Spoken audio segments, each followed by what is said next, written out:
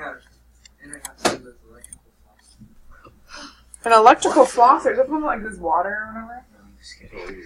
Oh, there's one that just uses like it like sprays water like water. Yeah, my brother used to have that. Oh really? Yeah, then it broke. He stopped using it. Dang, you guys are lucky. Alright. My mom got me one of those, and then I kept squirting my brother with it. That's what you would do. My mother-in-law always gets us like for Christmas and like stockings, always like fancy toothbrushes. It's like her thing. Clean. Yeah, I know, right? She's trying to tell me something. Alright. Chapter 9 reading questions. I want to make sure that we understood these. Okay, so does anyone have a question on any of these? Or want to talk about any of these? I have one. Yes. You should have done this yesterday after each of them. Oh. You've done this already. Oh, yeah, you're right. Yeah. Yeah. Was there? I know that some people were a little confused on like the theme, and then what I was asking when I said, Wait, we had that work yesterday? so look at your module. It said read chapter 9 and then complete reading questions. Okay. So everyone understood those questions completely. Yeah. All right. So what were some of the themes you guys put for number 7 and 8? What does this chapter connect to? What theme does it connect to? Don't go, friends. I put evil. Okay, and then what'd you say about what the author says about evil? Like anybody can like be evil. Okay, so even children, right? That's what So you said same thing. And Okay. also don't take friends. And also don't kill your friends. Probably a big life lesson to have. Yeah. All right. Anyone else? Brandon, what did you put? First thing that makes sense. I have a question. Yeah. I You know. think I would say like betrayal. Betrayal. Yeah. Okay. So what do you think the author is saying about betrayal in the story? Who's betraying who? I think Luke is betraying Simon and he's going to kill him. Okay. In a broader picture, in a world sense, humanity is betraying humanity, right? And think about World War II and what this author came from. It's kind of what he saw was this epic betrayal and slaughter of like man on man. Yeah. Okay? So you can see how like your view of humankind kind of be warped after seeing the war like that. Okay? Brayden, did you have a question? Okay, so we're all good on these. We all feel comfortable. Alright, yeah. Goldie? What? Golding's the author. Oh. William Golding. I I randomly put Golden though at some point. I was just switching it up apparently. Okay, so what we're going to do today, you are reading chapter 10 and you're completing the character analysis on page 3 of your packet. So does anyone have theirs out? Can I grab it here? Okay, so here the directions are a little bit more janky than this is actually a little bit more challenging, I would say. Okay, so grab your packet. Okay, you do that. So let me know if you pull it out. Great, did you finish that chapter 7 and chapter 8? Yeah, I emailed it to you. Okay, you can just go tear it off and put it in the basket. Alright, let me know when everyone's on page 3. Yeah. Okay. Here, I have this. Okay, the instructions. Analyze how the 4 main characters in this chapter respond to Simon's death. Do they accept guilt? Do they place blame? For each character's box, summarize how they respond and what that shows about their character. Below it, write a quote from a novel that proves your analysis. Okay? So for Ralph, something you need to be looking at in this chapter is how does he accept guilt? Does he place blame? How does he respond to the fact that he may have been involved in Simon's death? Okay? So then it says, summarize how they respond and what that shows about their character. Okay? So if Ralph accepts that he killed Simon and is like, I cannot believe I did that, I'm not saying that's going to happen because it's not. What does that say about his character if he accepts the guilt? That's what I want you to answer, okay? Then you have to find a quote that proves what you're saying is true. Do you understand? Can I have a head nod or a head nod? He wasn't in there. Okay, I can call you. No, it's fine. Alright. So let's read chapter 10. You guys are done with this book over the weekend, by the way. The whole thing over again. Yeah, it's the last two chapters, but they're pretty short.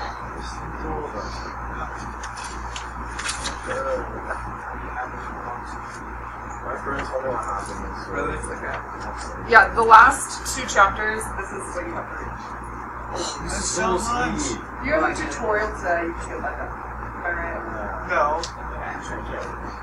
Alright. Hi, Daniel.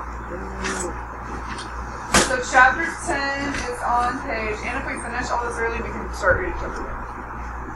Okay? Page 155.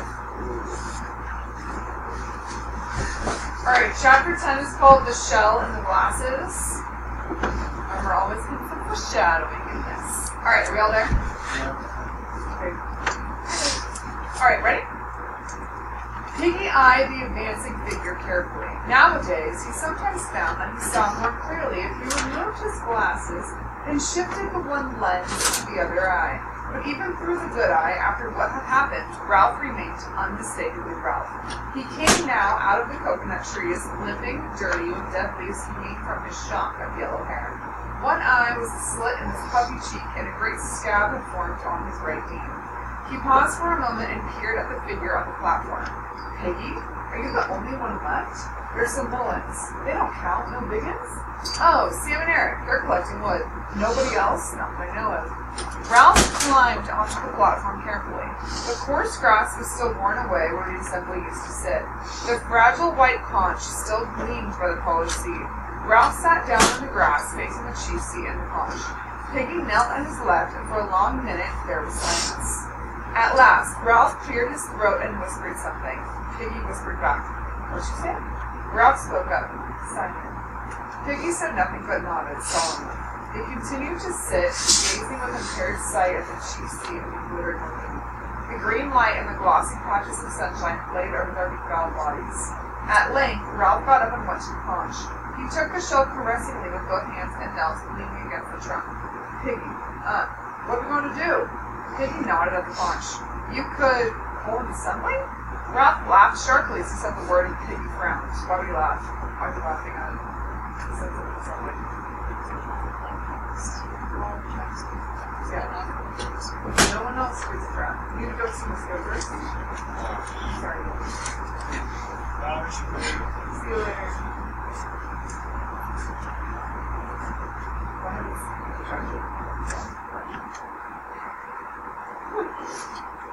Alright. Where are you, mister? In class. Right. What class? Psychology. Oh, yeah. Yeah. Reading chapter 10. Alright. Ralph laughed sharply and said the word and Piggy frowned. You're still chief. Ralph laughed again. You are over us. I got the conch.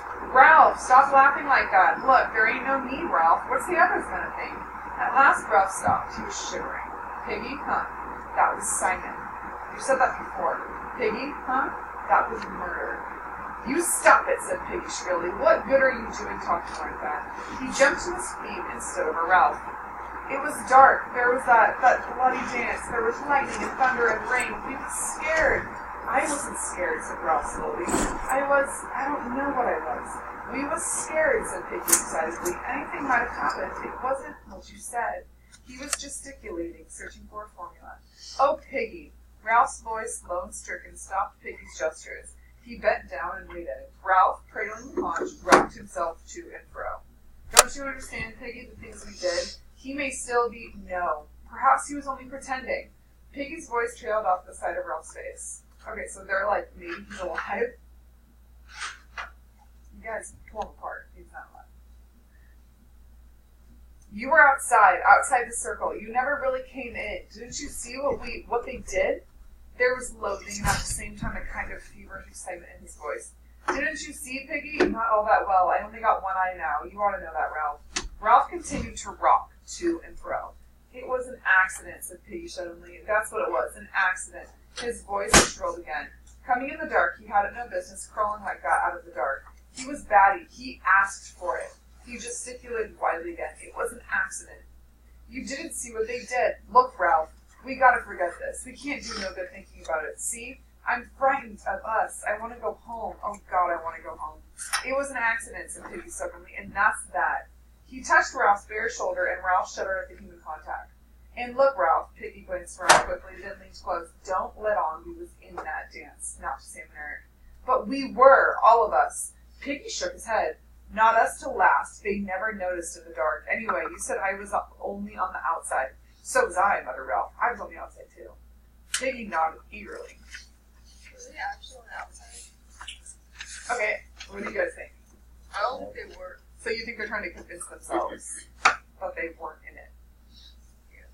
Okay, look at that. Let's go back to page 157. He says, where was it? On 152, they say they took part in demented play.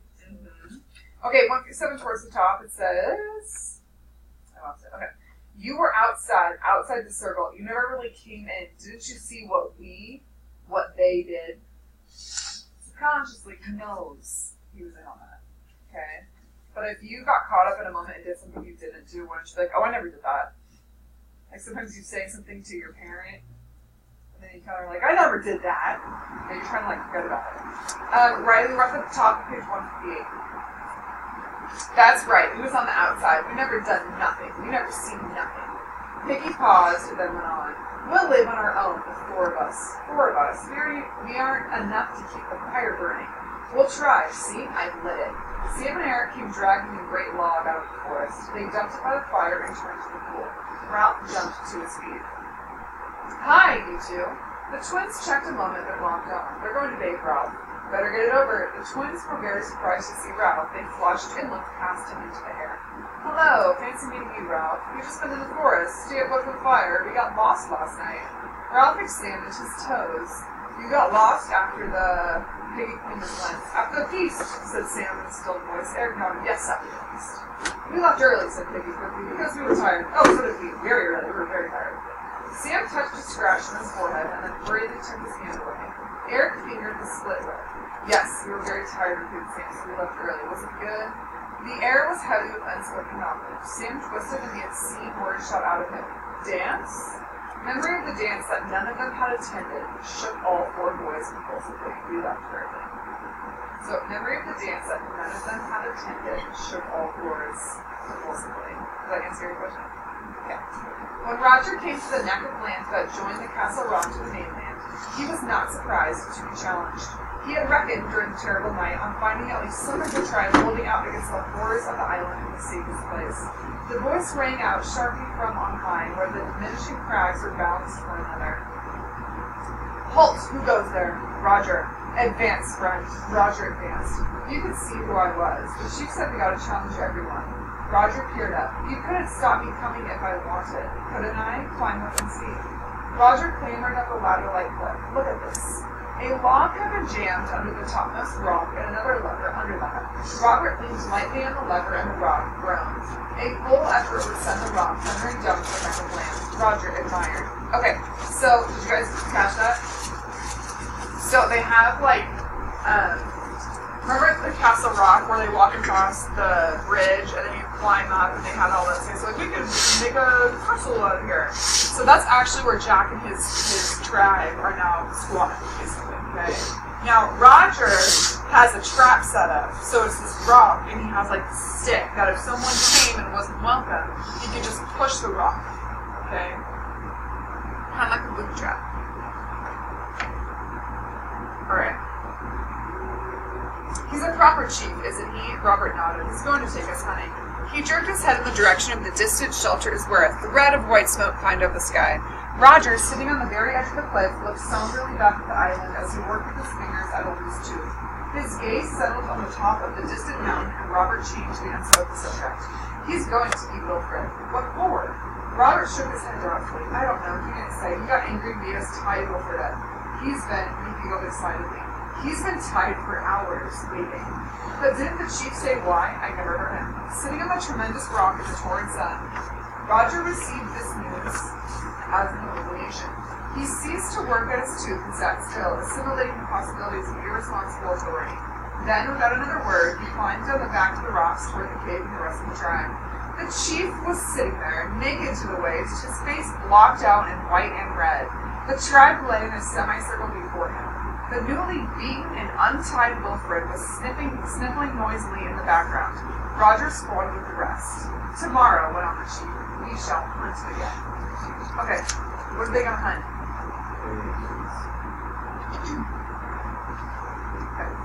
He pointed out the savage, and that was his spear. Some of you will stay here to improve the cage and defend the gate. I shall take a few hunters with me and bring back meat. The defenders of the gate will see that the others don't sneak in. A savage raised his hand, and the chief turned a bleak-beaked face toward him. Why should they try to sneak in, chief? The chief was vague but earnest. They will. They'll try to spoil things we do, so the watchers of the gate must be careful. And then, the chief paused. They saw a triangle of startling pink dart out, pass along his lips, and vanish. And then the beast might try to come in. You remember how he crawled. The semicircle shuddered and muttered in agreement. He came, disguised. He may come again, even though we gave him the head of our killing you. So watch and be careful. Stanley lifted his forearm off the rock and held up an interrogative finger. Well, but didn't we? Didn't we? He squirmed and looked down. No! In the silence that followed, each savage flinched away from his individual memory. No, how could we kill it? Half relieved, half daunted by the implication of further terrors, the savages murmured again. So leave the mountain alone, said the chief solemnly, and give it the head if you go hunting. Stanley flicked his finger again. I expect the beast disguised itself. Perhaps, said the chief, a theological speculation presented itself. We'd better keep on the right side of him anyhow. You can't tell what he might do. The tribe considered this, and then were shaken, as if by a flow of wind. The chief saw the effect of his words and stood abruptly. But tomorrow we'll hunt, and when we've got meat, we'll have a feast. Bill put up his hand. Chief? Yes. What'll we use for lighting the fire? The chief's blush was hidden by the white and red clay. Into his uncertain silence the tribe spilled their murmur once more, and the chief held up his hand. We shall take fire from the others. Listen. Tomorrow we'll hunt and get meat. Tonight I'll go along with 2 hunters. Cool, huh? Maurice and Roger put up their hands. Maurice? Yes, chief. Where was their fire? Back at the old place by the fire rock. The chief nodded. The rest of you can go to sleep as soon as the sun sets. But us 3, Maurice, Roger, and me, we've got work to do. We'll leave just before sunset. Maurice put up his hand. But what happens if we meet? The chief waved his objection aside. We'll come along by the sands. Then if he comes, we'll do our dance again. Only the 3 of us? Again, the murmur swelled and died away. Okay, so did you guys grasp the scene of what Jack looked like? In that, what was he wearing? Just like pants. Yeah, so he was like not wearing a shirt, and he's wearing like some sort of like cloth. They said, okay. And Riley, what's on his face? Okay, and Brayden Schroeder. What do they call the boys now? They no longer say the boys. Members of the tribe and savages. Okay, word choice. Think of where we are. Alright. Piggy handed Ralph his glasses and waited to receive back his sight. The wood was damp, and this was the 3rd time they had lighted it. Ralph stood back, speaking to himself. We don't want another night without fire. He looked around guiltily at the 3 boys standing by. This was the first time he had admitted the double function of the fire. Certainly, one was to send up a beckoning column of smoke, but the other was to be a hearth now and a comfort until they slept. Eric breathed on the wood till it glowed and sent out a little flame. A billow of white and yellow smoke reeked up. Piggy took back his glasses and looked at the smoke with pleasure. If only we could make a radio, or a plane, or a boat. Ralph dredged in his fading knowledge of the world. We might get taken prisoner by the Reds. Eric pushed back his hair. They'd be better than. We would not name people, and Sam finished the sentence for him by nodding along the beach. Ralph remembered the ungainly figure on a parachute. He said something about a dead man. He flushed painfully at this admission that he had been present at the dance. He made urging motions at the smoke and with his body. Don't stop. Go on up. Smoke's getting thinner. We need more wood already, even when it's wet. My asthma. The response was mechanical. Sucks to your asthma. If I pull logs, I get my asthma bad. I wish I didn't, Ralph, but there it is. The 3 boys went into the forest and fetched armfuls of rotten wood. Once more the smoke rose yellow and thick. Let's get something to eat. Together they went to the fruit trees, carrying their spears, saying little, craning in haste. When they came out of the forest again, the sun was setting and only embers glowed in the fire, and there was no smoke. I can't carry any more wood, said Eric. I'm tired. Ralph cleared his throat. We kept the fire going up there. Up there it was small, but this has got to be a big one. Ralph carried a fragment to the fire and watched the smoke that drifted into the dust. We've got to keep it going. Eric flung himself down. I'm too tired, and what's the good? Eric, cried Ralph in a shocked voice, don't talk like that. Sam knelt by Eric. Well, what is the good? Ralph tried indignantly to remember. There was something good about a fire, something overwhelmingly good. Ralph's told you often enough, said Piggy moodily. How else are we going to be rescued? Of course, if we don't make smoke. He squatted before them in the crowding dusk. Don't you understand? What's the good of wishing for radios and boats? He held out his hand and twisted the fingers into a fist. There's only one thing we can do to get out of this mess. Anyone can play at hunting. Anyone can get us meat. He looked from face to face. Then, at the moment of greatest passion and conviction, that curtain flapped in his head and he forgot what he had been driving at. He knelt there, his fist clenched, gazing solemnly from one to the other. Then the curtain whisked back. Oh yes, we've got to make smoke, and more smoke. But we can't keep it going. Look at that. The fire was dying on them. 2 to mind the fire, said Ralph half to himself. That's 12 hours a day. We can't get any more wood, Ralph. Not in the dark, not at night. We can light it every morning, said Piggy. Nobody ain't going to see smoke in the dark. Sam nodded vigorously. It was different when the fire was up there. Ralph stood up, feeling curiously defenseless with the darkness pressing in. Let the fire go then, for tonight. He led the way to the first shelter, which still stood, though battered. The bed leaves lay within, dry and noisy to the touch. In the next shelter, a little one was talking and asleep. The 4 big uns crept into the shelter and burrowed under the leaves. The twins lay together, and Ralph and Piggy at the other end. For a while there was the continual creak and rustle of leaves as they tried for comfort. Piggy? Yeah. All right? Suppose so. At length, save for an occasional rustle, the shelter was silent. An oblong of blackness, relieved with brilliant spangles, hung before them, and there was the hollow sound of surf on the reeds. Ralph settled himself for his nightly game of supposing. Supposing they could be transported home by jet, then before morning they would land at that big airfield in Wiltshire. They would go by car. No, for things to be perfect, they would go by train, all the way down to Devon and to Beck Cottage again. Then at the foot of the garden, the wild ponies would come and look over the wall. Ralph turned restlessly to the leaves. Dartmoor was wild, and so were the ponies. But the attraction of wildness had gone. His mind skated to a consideration of a tamed town where savagery could not set foot. What could be safer than the bus center with its lamps and wheels? Okay, why does he want the bus instead of a car?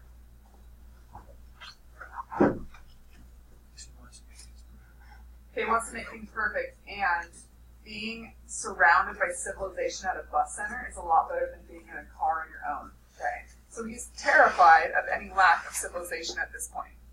Hi, Reagan. Okay, all at once, Ralph was dancing around a lamp standard. There was a bus crawling out of the bus station, a strange bus. Ralph, what is it? Don't make a noise like that. Sorry. From the darkness of the further end of the shelter came a dreadful moaning, and they shattered the leaves in their fear. Sam and Eric looked in an embrace, were fighting each other. Sam, hey, Eric! Presently all was quiet again. Piggy spoke softly to Ralph. We got to get out of this. What do you mean, get rescued? For the first time that day, and despite the crowding blackness, Ralph sniggered. I mean it, whispered Piggy. If we don't get home soon, we'll be stormy. Round the bend, bomb-happy, crackers. Ralph pushed the damp tundra of hair out of his eyes. You write a letter to your auntie? Piggy considered this solemnly. I don't know where she is now, and I haven't got the envelope and the stamp. And there isn't a mailbox or a postman. The success of his tiny joke overcame Ralph. His sniggers became uncontrollable, his body jumped and twitched.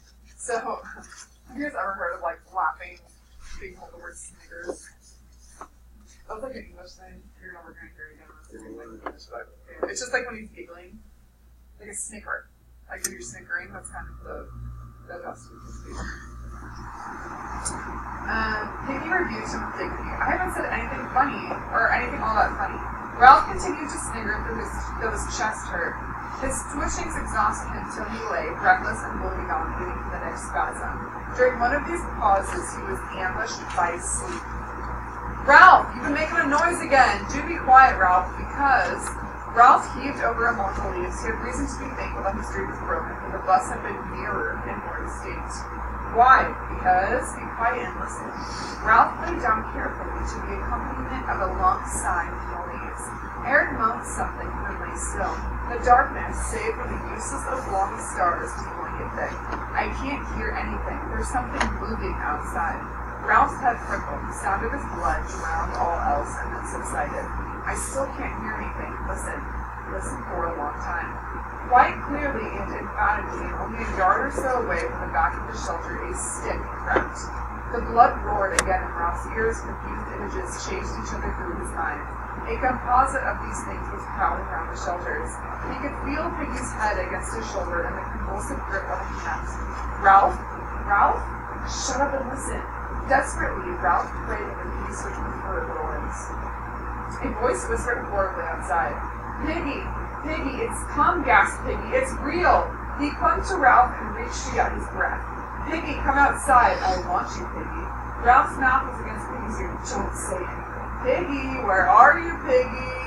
Okay, so what do they think is coming after them? A beast. Okay, so they still are convinced there's a beast. Something brushed against the back of the shelter.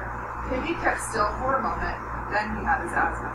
He arched his back and crashed among the leaves with his legs. Ralph pulled away from him. Ralph's like, oh my god. Then there was a vicious snarling in the mouth of the shelter and the plunge and thump of living things. Someone tripped over Ralph and Piggy's corner, became a complication of snarls and crashes and flying legs. Ralph hit out. Then he and what seemed like a dozen others were rolling over and over, hitting, biting, scratching.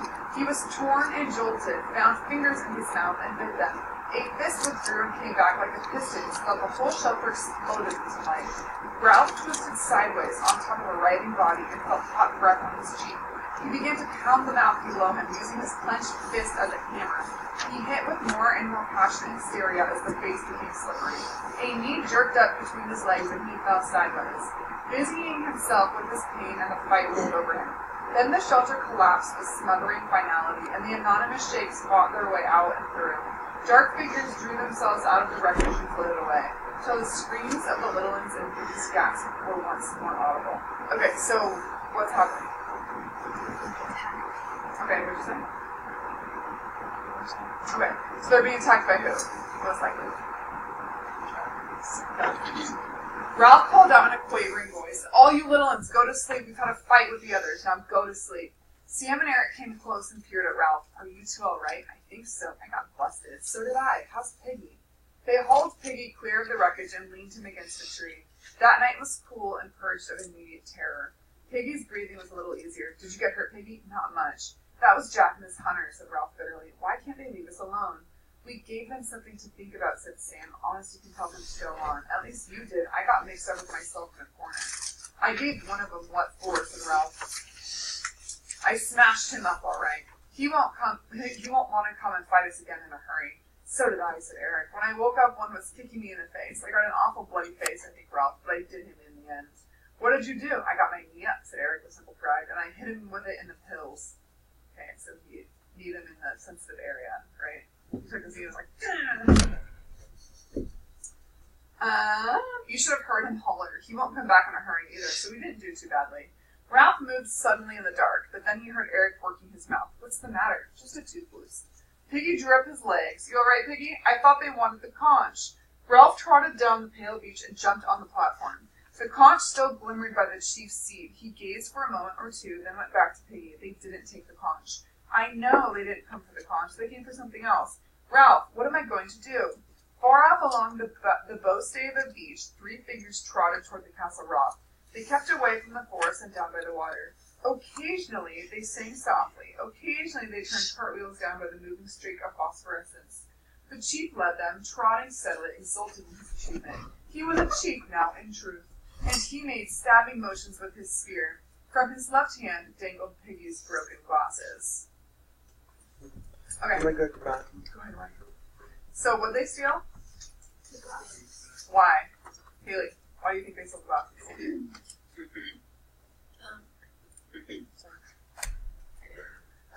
Because without them, like, Piggy can't see, so Okay. it's like, easier to get Piggy because Okay. they doesn't know who's coming. And, bigger picture, what do the glasses make? What do they need the glasses in order to make or build?